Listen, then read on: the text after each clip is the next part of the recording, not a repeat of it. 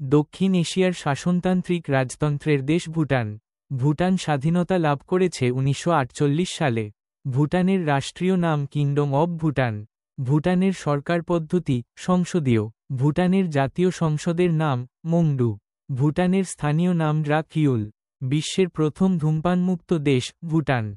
প্রথম জৈব ও ধূমপান বিরোধী দেশ ভুটান। সার্কভুক্ত যে দেশের কোন রাজনৈতিক দল গঠনের অধিকার নেই ভুটান। গর্জনশীল ড্রাগনের রাজ্য ভুটান। ড্রাগন কিংডমের দেশ হিসেবে পরিচিত ভুটান। এশিয়ার বজ্রভূমির দেশ ভুটান। ভুটানের রাষ্ট্রীয় ভাষা দোজংখা। ভুটানের মুদ্রার নাম গুলট্রাম অ্যান্ডলট্রাম। ভুটানের অধিকাংশ লোক বৌদ্ধ ধর্মাবলম্বী। ভুটানের রাজ্য পদ্ধতি সাংবিধানিক রাজতন্ত্র। ভুটানের সাংবিধানিক রাজতন্ত্র চালু হয় 18 জুলাই 2008 সালে।